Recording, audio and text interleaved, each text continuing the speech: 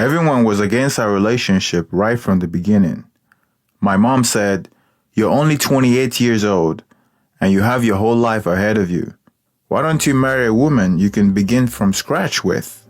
This one has a child with someone else. For the rest of your life, you're going to take care of another man's baby. Doesn't that worry you?" My dad, on the other hand, was straightforward. "If she's a good girl, there are tons of good girls around who don't have children. Look for one and marry her." Because of their position, we couldn't marry at the time we ought to marry. I didn't want her to know what my parents thought about her. If she knew, it would have crushed her spirit and made her feel unwelcome. Whenever she asked why I was delaying, I told her it's money issues. Things have to align, so kindly be patient with me. After 2 years of trying, my parents eventually changed their minds. They said, "We can't stand in your way of your happiness, and it doesn't mean that we hate your girlfriend too. Go ahead and marry her if you think she's the one. We'll give you our blessings." It was the happiest day in my life when they finally accepted my decision to marry her. Months later, I went to the knocking.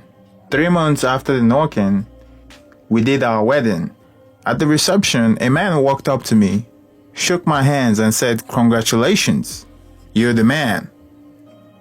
His face looked familiar, but I couldn't think of where I knew him from. When he was shaking my hand, my wife clutched my shoulders, and just before he left, she said, "I thought you wouldn't come." He answered, "Why would you think I wouldn't come?" That was when the whole thing clicked. He was my wife's ex, the guy she gave birth with. Honestly, I felt very disappointed, especially for the fact that she invited him herself. I wanted to ask her questions, but the moment wasn't right. I was angry and it showed in my demeanor. When we sat in the car going to the hotel, I asked her, "Why did you invite him?" She responded, "Nothing. I thought it was a good idea to invite him. After all, we are not enemies." My anger shot up. "You thought? Why didn't you talk about it with me? Why didn't you ask for my opinion?" She said, "I should ask your opinion on a small issue like this?" My voice was going up. Those in the car was getting uneasy. By the time we got to the hotel, we were both not talking. The first night of our honeymoon happened to be the first time we fought as a couple. We slept without talking to each other. The next morning, she made the matter worse by calling me petty and jealous. My ex came to our wedding and your petty mind wouldn't give it a rest. Did you see me talking to him or being all over him? How could you be this jealous? I said angrily, "Your ex is an evidence that I'm marrying someone second-hand woman, and I don't need evidence right on my face at my wedding. That's the reason for my anger." "So I'm a second-hand good to you? Is that how you see me? Then why did you marry me?"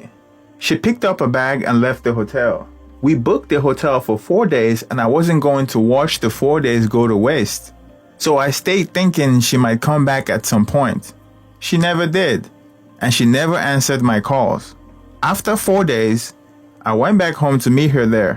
She had been crying. She had been thinking. She looked horrible. I apologized to her. I said, "Yes, I went too far, but you will agree with me that you went too far as well." Life was normal. 2 years later, we were struggling to have a child. I was worried, but she wasn't worried. If anything, she had a child, a proof that she's capable of giving birth. So if there was a problem, then the problem comes from me. 3 years later, still no child. Conspiracy theories started swirling around. Some said it was because of her daughter. As far as she lives with you both, you wouldn't have one of your own. She wants to be the only one. I didn't believe those theories. I believe in seeking medical help. We did. We visited hospitals and they all said there is nothing wrong with us. Increase the action.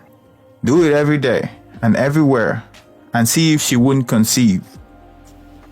One night, I saw her on her phone, chatting and laughing to herself. I've seen her doing this very often, but I didn't pay attention nor ask questions. A wife is allowed to laugh in any way that she should. Until one late night, I woke up from sleep and saw her on her phone. I checked the time and it was around 11:35 p.m. My thought jammed with questions. I waited till she fell asleep and picked her phone. I went through her chat and the current chat was between her and the father of her daughter. I took my time. I went to the beginning of the chat and started reading. On her daughter's 8th birthday, she sent the photo we took of her to her ex and said, "See how well your daughter is growing. She's beginning to look exactly like you." The guy said, "Our future lawyer." She had sent her daughter's school term report to him telling him, "It looks like she picked your brains. She's very smart." He said, "If you married me, we would have given birth to brainy kids." Meanwhile, for all the 3 years that I've been paying the kids' school fees and helping her do her homework, I haven't been shown a term report. You may say I didn't ask, but her ex also didn't ask, yet she sent it to him. I kept on reading the messages. He asked her at some point, "Won't you hurry up and give my daughter a sibling? She's tired of being lonely." She responded, "It's up to him. Whenever he's ready, I'll be here for him." The guy asked, "Or he's not able to eat the thing well? If he needs help, tell him I'm available." They both exchanged laughing emoji. They laughed while I was dying through their happy chats. Most of their chat has been deleted. It was obvious, but the little I saw was enough to cause me ache at places I didn't know exist. At some point, she woke up and saw her phone in my hands. "Why do you have my phone?" I said, "Why are you discussing me with your ex?" She answered, "You went through my messages? Why would you do that?" I asked, "You discussed my inability to give birth with your ex. Why would you do that?" It turned into a fight. She jumped on me trying to snatch her phone. Of course, I was stronger. When she wasn't able to collect the phone, she said, "Chew it, and don't bother asking me any question because I won't answer. I didn't ask you to go through my phone, so whatever you found, it's your own problem." True to her word, she didn't give answers. I threatened her with a divorce, and she still didn't say a word. Some weeks later, I told her, "If you want us to continue living as husband and wife, then you have to send your daughter away. You can give her to her dad, or you can send her to your mother. I don't care, but I don't want to see her here." The next weekend, she packed all her things and left. She said, "I go where my daughter goes. If you can't live with her, you can't live with me." As I write this, my wife is living with her parents. I'm not changing my stand because it's the daughter that makes her to continue talking to the ex. If she doesn't leave, our marriage won't survive another year.